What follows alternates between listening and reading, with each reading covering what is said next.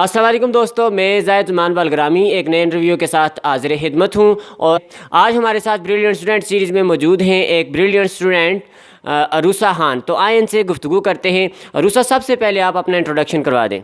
جی، میں عروسہ خان نعمان سال اول کی طالبہ ہوں پٹیکا گرلز ڈگری کالج گنڈی پیرا میں، اور میں ہٹیاں بالا سے اپنی ایجوکیشن کمپلیٹ کرنے کے لیے یہاں پہ آئی ہوں۔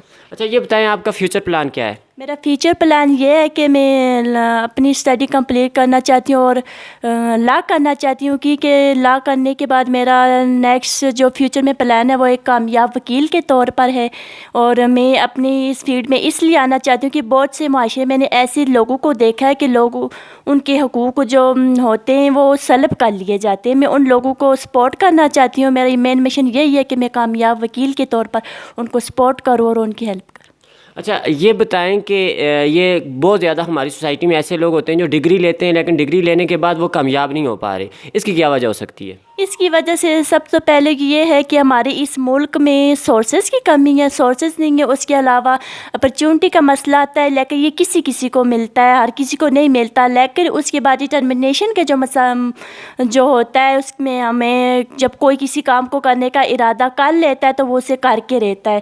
تو زیادہ سے زیادہ یہی میں کہنا چاہوں گی کہ اپرچونٹی کے ساتھ ساتھ اس کو چھوڑیں اور آپ ڈٹرمنیشن پہ زیادہ فوکس کریں، اور کسی بھی کام کا ارادہ کریں اور اسے پورا کرنے کے لیے اسے وقت دیں، اسے فوکس کریں، تو انشاءاللہ آپ کامیاب ضرور ہوں۔ اچھا، یہ بتائیں کہ آپ کے خیال میں یہ جو سورسز ہیں یہ کیسے بڑھائے جا سکتے ہیں؟ یہ سورسز کسی ایک بندے کا کام نہیں ہے، یہ ہمارے لیڈروں کا کام ہے۔ اس کے علاوہ ہم سب یہ ہمارے معاشرے میں رہنے والے ہر بندے کا کام ہے کہ وہ اس پہ فوکس کریں، اور اس کے لیے ہمارے لیڈروں کو بھی ہمارے ساتھ تعاون کرنا چاہیے اور سیول آدمی کو بھی ہمارے ساتھ اس میں تعاون کرنا چاہیے۔ اچھا، یہ بتائیں کہ یہ جو دیکھنے والے نے آپ لاسٹ پہ کیا پیغام دیں گی؟ میں یہی پیغام دینا چاہوں گی کہ آپ جب کسی کام کو کرنے کا ارادہ کر لیں تو اپنی تمام توجہ اس پہ رکھیں اور اسے ٹائم دیں، اس کو کرنے کا ارادہ کریں تو ہو جائے۔ اچھا، بہت شکریہ، آپ نے ہمیں وقت دیا۔ اللہ تعالیٰ آپ کو کامیاب کرے، اللہ تعالیٰ آپ کو کامیاب وکیل بنائے۔ امید کرتا ہوں دوستو انٹرویو آپ کو پسند آیا ہوگا، آپ کے لیے کرامت ثابت ہوگا۔ اللہ آپ سب کے لیے آسانیاں پیدا کرے۔ بہت بہت شکریہ۔